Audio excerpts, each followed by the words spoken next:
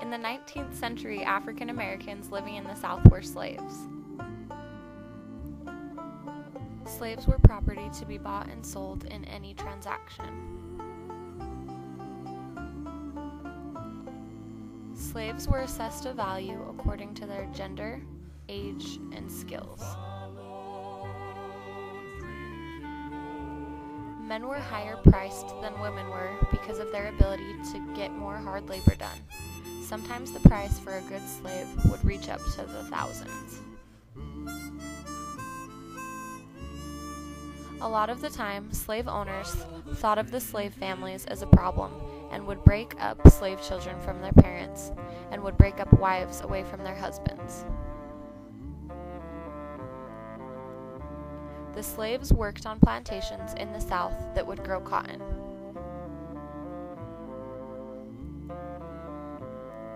Life working on the plantation was extremely hard and exhausting. Many slaves would seek freedom in the North through the Underground Railroad. They were helped by people called conductors. This is a group of people who would assist the slaves, who were sometimes called packages, to freedom. The Underground Railroad had many conductors, such as Harriet Tubman, Anthony Bowen, Captain Robert Wilson, and Catherine White, who would lead the slaves to safety. Escape was risky and dangerous. If they were caught, slaves were returned and punished, and possibly killed. The trip was long and harsh. It was easier for men to escape because they could handle the walking. Most women had children, which made the trip more difficult for them.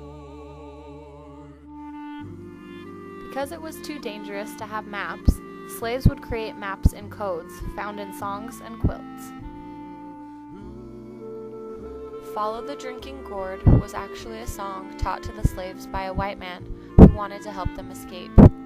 He gave them clues to follow in the lyrics of the song. Different shapes and symbols would be hidden in the quilt, and only if you knew the code could you understand it and find your way to freedom. Those seeking freedom did not have to do it alone. Many homes along the way were willing to help.